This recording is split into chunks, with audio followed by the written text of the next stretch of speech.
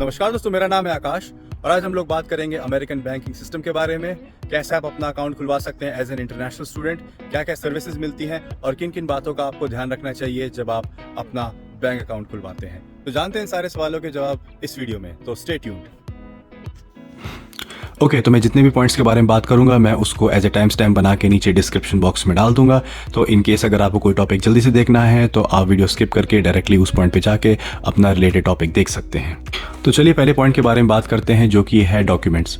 तो क्या क्या डॉक्यूमेंट्स आपको चाहिए रहेंगे? तो बेसिकली दो टाइप के डॉक्यूमेंट्स आपको चाहिए रहेंगे। पहला है आपका एड्रेस प्रूफ, दूसरा है आपका आईडी प्रूफ। और ये मैं जितने भी डॉक्यूमेंट्स के बारे में बात कर रहा हूँ ये मैं बैंक ऑफ अमेरिका को रेफरेंस में लेके कर रहा हूँ, क्योंकि मेरा भी अकाउंट वहीं पे है और मैंने उसके एक रिप्रेजेंटेटिव से बात करी थी और उसने मुझे ये लिस्ट दी है। और आप ऐसा भी कर सकते हैं, आप उनकी वेबसाइट पे जा सकते हैं और लिस्ट ऑफ डॉक्यूमेंट्स देख सकते हैं कि क्या क्या डॉक्यूमेंट्स आपके पास हैं, और अगर इन केस उसमें से कुछ मिसिंग है तो आप उसको अप्लाई करके गेन कर सकते हैं। तो चलिए पहले एड्रेस प्रूफ के बारे में बात करते हैं। तो एड्रेस प्रूफ के लिए आपको एक यूएस एड्रेस की ज़रूरत पड़ेगी। आपको दिखाना होगा कि हाँ मैं यूएस में इस एड्रेस पे रहता हूँ, क्योंकि वो जितने भी डॉक्यूमेंट्स, पेपर वर्क, कार्ड भेजेंगे उसी एड्रेस पे जाएंगे। तो उसके लिए आप उनको दे सकते हैं अपना गवर्नमेंट इशू आईडी। तो बेसिकली गवर्नमेंट इशू आईडी क्या होती है? एक सिंपल आईडी होती है जो डीएमवी इशू करता है और उसमें आपका एड्रेस होता है, आपका फ़ोटो होता है। आपके पास वो है तो आप वो दे सकते हैं, नहीं तो आप अपनी एक कोई स्टूडेंट आईडी दे सकते हैं जिसमें आपकी फ़ोटो और आपका एड्रेस दोनों हो, यूनिवर्सिटी से जो आपको आईडी मिलती है वो। या फिर आप कोई यूटिलिटी बिल दे सकते हैं, जैसे आपके नाम पे कोई बिल आता हो, जैसे वाटर का, इलेक्ट्रिसिटी का या फ़ोन का आपके नाम पे आता हो तो उसमें भी एड्रेस मेंशन्ड होता है, तो वो भी काम करेगा। या फिर अगर आपने कोई अपार्टमेंट लीज पे ले रखा हो या रेंट पे ले रखा हो तो आप उसके भी डॉक्यूमेंट्स लगा सकते हैं, वो भी एज ए एड्रेस प्रूफ काम करेगा। ओके, तो अब बात करते हैं आईडी प्रूफ के बारे में। तो आईडी प्रूफ में आप ले जा सकते हैं अपना इंडियन पासपोर्ट या फिर अपना फॉरेन पासपोर्ट, जिस भी कंट्री से आप आते हो, और अपना I-20, और आप ले जा सकते हो अगर आपके पास फॉरेन ड्राइविंग लाइसेंस है, इंडिया का ड्राइविंग लाइसेंस है तो आप वो ले जा सकते हो, या फिर आपके पास अगर यूएस का ड्राइविंग लाइसेंस है तो आप वो भी ले जा सकते हो। और इन केस अगर आपको जानना है कि यूएस ड्राइविंग लाइसेंस कैसे अप्लाई करें तो मैंने उसके ऊपर भी एक डेडिकेटेड वीडियो बनाई हुई है, मैं उसको यहाँ कहीं आई बटन में डाल दूंगा, तो आप वहाँ से जाके उस वीडियो को भी ज़रूर देखिएगा। और आप आईडी के तौर पे अपनी स्टूडेंट आईडी भी ले जा सकते हैं जिसमें आपका फ़ोटो हो। तो बेसिकली ये kind of a list of documents है जो एक्सेप्टेबल है। इसमें से आपके पास जितने भी डॉक्यूमेंट्स हो आप उन सबको ले जाइए, उतना ही आसान रहेगा आपका प्रोसेस।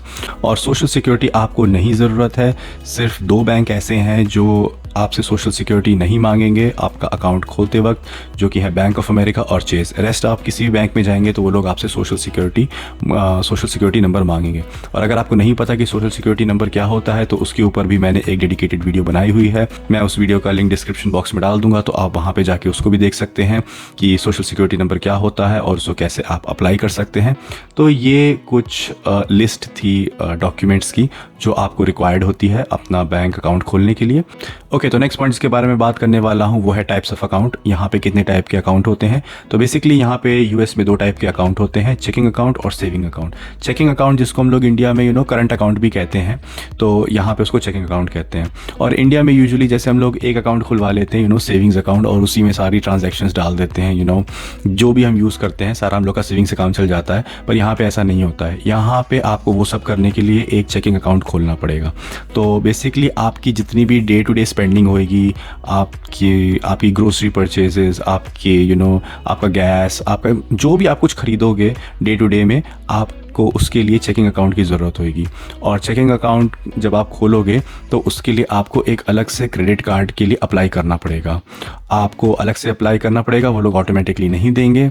और credit card, once you get the credit card, आप सारी परचेजेस कर सकते हो, जो भी आपको खर्च करना है, और आपको हर महीने उसका बिल पे करना पड़ेगा, जैसे हम लोग इंडिया में भी करते हैं।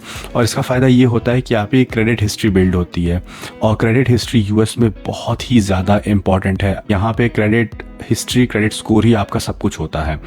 इसके ऊपर भी मैं एक डेडिकेटेड वीडियो लाने वाला हूँ बहुत जल्दी, तो प्लीज़ उसको भी देखिएगा, ठीक है। तो ये हो गई चेकिंग अकाउंट की बात। फिर जो दूसरा टाइप का अकाउंट आता है वो है savings account. So literally savings account का मतलब यहाँ पे सेविंग्स अकाउंट होता है, उसको टच नहीं करना होता है, वो बहुत ही ज़्यादा रिस्ट्रिक्टेड काइंड ऑफ अकाउंट होता है। आप उस पर ज़्यादा ट्रांजैक्शंस नहीं कर सकते हैं, शायद 5 या 10 कुछ महीने ही कर सकते हैं, बस उससे ज़्यादा नहीं कर सकते हैं। उसमें आप ज़्यादा पैसा विड्रॉ नहीं कर सकते हैं, एक सेट लिमिट होती है, उससे ज़्यादा आप विड्रॉ नहीं कर सकते हैं। वो भी काइंड ऑफ अ मंथ का आपको एक कोई अमाउंट देते हैं कि इससे ज़्यादा आप नहीं निकाल पाओगे। और उसमें आप सोचोगे कि चलो कोई बात नहीं, मैं उसमें पैसा डाल दूंगा, मुझको इंटरेस्ट मिलता रहेगा उस पैसे का। तो ऐसा भी, इंटरेस्ट रेट बहुत ही ज़्यादा गंदा होता है। इंटरेस्ट होता है 0.01 पर एनम। तो इसका मतलब है कि अगर आपने $10,000 रखे तब आपको जाके कहीं $1 मिलेगा आपके सेविंग्स अकाउंट पे। तो ये बहुत ही ज़्यादा इंसेन है, एकदम चिल्लर के बराबर है। तो यहाँ पे सेविंग्स अकाउंट का मतलब ये होता है। तो ये दो टाइप के बेसिकली अकाउंट्स होते हैं जिनको जो यहाँ पे मतलब खोले जाते हैं। आप सिर्फ चेकिंग खुलवा सकते हैं और या फिर आप दोनों चेकिंग और सेविंग्स दोनों खुलवा सकते हैं, डिपेंडिंग अपॉन क्या आपके लिए एप्लीकेबल है। But I would highly suggest you कि आप दोनों account at the same time खुलवा दें, क्योंकि उससे काफ़ी फ़ायदा रहता है। कुछ आपको कुछ फ़ीस आपकी वेव ऑफ हो जाती है, कुछ टर्म्स एंड कंडीशंस, जिसकी बात हम लोग वीडियो के एंड में अच्छे से करेंगे। तो ये बेसिकली दो टाइप के अकाउंट्स होते हैं यूएस बैंकिंग सिस्टम में। ओके, तो नेक्स्ट टॉपिक है प्रोसीजर। क्या प्रोसीजर आपको फॉलो करना है? तो सबसे पहला एज़ यूजुअल आप वॉक इन कर सकते हैं, आप सीधे बैंक में जा सकते हैं। बट इसमें आपका टाइम किल भी हो सकता है, क्योंकि बैंक में भीड़ होएगी और आपको वेट करना पड़ेगा जब तक कोई उनका रिप्रेजेंटेटिव फ्री नहीं हो जाता। द बेटर वे इज़ कि आप एक अपॉइंटमेंट पहले से बुक कर लें।